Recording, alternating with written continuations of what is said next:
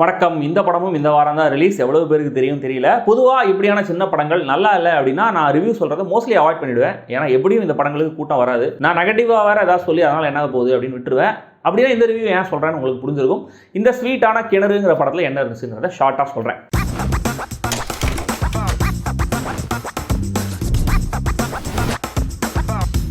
கிணறு ஒரு கிராமம். 10-12 வயசு பெத்தப்பன் அவனுடைய 3 ஃப்ரெண்ட்ஸ் ஒரு கிணத்துல குளிச்சுக்கிட்டு இருக்காங்க. கிணத்தோட ஓனர் இந்த பசங்களை அடித்து விரட்டிடுறாரு. அடி வாங்கின பசங்க புலம்பிட்டு இருக்காங்க. பெத்தப்பனுக்கு நிலம் இருக்கிறதுனால அவன் நிலத்திலேயே கிணறு வெட்டலாம் அப்படின்னு ஒரு ஃப்ரெண்டு ஐடியா தரான். அட ஆமாம் அப்படின்னு பெத்தப்பனும் அதை பண்ணலான்னு முடிவு பண்ணுறான். பெத்தப்பனுக்கு பாட்டி மட்டும்தான், அவங்களுடைய நிலம் தான் அது. ஆனால் அவங்க அந்த இடத்துல கிணறு வெட்டக்கூடாது அப்படின்னு சொல்கிறாங்க. அதுக்கு ஒரு காரணமும் வச்சுருக்காங்க. எப்படியாவது பாட்டியை மீறி கிணறு வெட்டியே தீரணும் அப்படின்னு பெத்தப்பன் அவன் ஃப்ரெண்ட்ஸ் கூட என்னெல்லாம் பண்ணுறான் அப்படிங்கிறதான் இந்த கிணறு.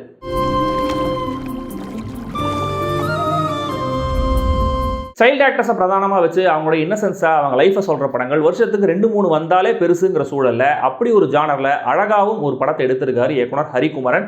இப்படியான செட்டிங்கில் வர படங்கள்னாலே டக்குன்னு எனக்கு காக்கா முட்டை தான் ஞாபகம் வரும். அது ஒரு ஓஜி படம். அதில் பசங்களுக்கு பீட்சா வேணும்னு முயற்சி பண்ணுறாங்க. இதில் பசங்களுக்கு கிணறு வேணும் அப்படின்னு அதுக்கான முயற்சிகளை பண்ணுறாங்க.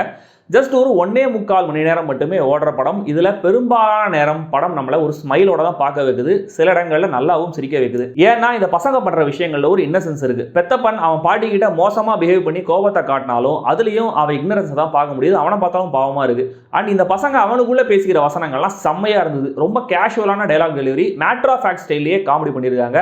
இதென்ன இங்கிலீஷ் எஸ்ஸேவா படித்து எழுத கிணறு தானே தோண்டிடலாம் அப்படின்னு சொல்கிறதெல்லாம் செம்ம டைமிங், செம்ம விட்டியான ரைட்டிங். பாட்டி பேரம் பின்னாடியே சாப்பாடு தட்டை கொண்டு போகிற சீன் ரொம்ப டச்சிங்காக இருந்தது. பட் அது முடிகிற விதம் ஃபன்னியாக இருக்குது. மூட நம்பிக்கை எப்படி வளருதுன்னு காட்டுற மாதிரியும் இருந்தது. தென் பாட்டியை பேரன் கூட்டிகிட்டு போகிற ஒரு சீன், அதில் பாட்டி நடக்கிற ஸ்பீடை வச்சு பண்ண காமெடி, ஃபோன் நம்பர் வாங்க இந்த பசங்க வேலை பண்ணுறது, சின்ன பையன்கிட்ட சத்தியம் வாங்குற சீன், விநாயகர் சிலையை வச்சு காசை கலெக்ட் பண்ணுறது, கிணறு தோண்ட தேவையான திங்ஸை திருட முயற்சி பண்ணும்போது மாற்றுறதுன்னு த்ரூ அவுட் இன்ட்ரெஸ்ட்டை ஹோல்ட் பண்ணுறாங்க. வெறும் காமெடின்னு மட்டும் இல்லை, படத்தை சில டச்சிங்கான விஷயங்களும் இருக்குது. விவேக் பிரசன்னா கேரக்டர் இல்லாமையே கூட இந்த கதை சொல்லப்பட்டிருக்கலாம். பட் அவரை இந்த கதைக்குள்ளே கொண்டு வந்த விதம், அவர் ஏன் கிணத்தை எட்டி எட்டி பார்த்துட்டே இருக்காருங்கிறதுக்கான அந்த பேக் ஸ்டோரி, அவருக்கான ரொம்ப ரொம்ப அழகான க்ளோஷர்னு நெகிழ வச்சிடுறாங்க. பாட்டிக்கும் பேரனுக்குமான லவ் ஹேட் ரிலேஷன்ஷிப்பை காட்டின விதமும் ரொம்ப சட்டிலாக அழகாக இருந்தது. பேரனை கண்டிக்காத அதே நேரத்தில் தான் நினச்சதையும் செஞ்சுட்டே இருக்கிற அந்த பாட்டியோட கேரக்டரைசேஷனும் நல்லா இருந்தது. கிணறு தோண்ட வேணான்னு அவங்க சொல்கிறது ஒரு டிராஜிக்கான காரணம் தான். ஆனால் அது ரொம்ப இயல்பாக தான் சொல்லியிருக்காங்க. அதில் மெலோ ட்ராமா இல்லை.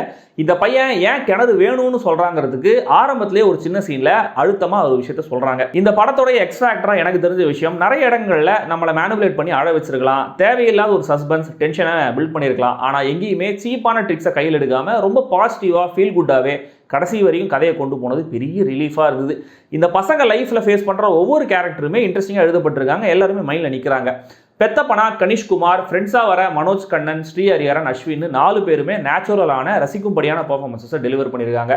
பர்டிகுலராக மணியாக நடிச்சிருக்கிற மனோஜ் கண்ணன் ப்ராமிசிங்காக தெரிகிறாரு. கௌதம் வெங்கடேஷோட சினிமாட்டோகிராஃபி, புவனேஷ் செல்வநேசனுடைய மியூசிக், ராஜ் கேஸோட எடிட்டிங்னு ஓவராலாக எல்லாருமே நீட்டான ஒர்க்கை கொடுத்துருந்தாங்க. இந்த படத்தில் எனக்கு டிராபேக்காக தெரிஞ்சது, இந்த விஷம் வைக்கிற மாதிரி ஒரு சின்ன சீக்வன்ஸ் வரும். அதுவும் இந்த பசங்க திருட போகிற ஒரு ஸ்டெச்சில் டெலிபரேட்டாக வச்ச ஹியூமரும் பெருசாக எனக்கு ஒர்க் ஆகலை. பட் ஸ்டில் அந்த சீனில் வர அந்த ஆமென் செம்ம டைமிங் காமெடி. மொத்தத்தில் இந்த கிணறு இந்த வாரம் எனக்கு ஒரு அழகான சர்ப்ரைஸ். மினிமலிஸ்டிக்கான, சிம்பிளான, ஆத்மார்த்தமான ஒரு படம்.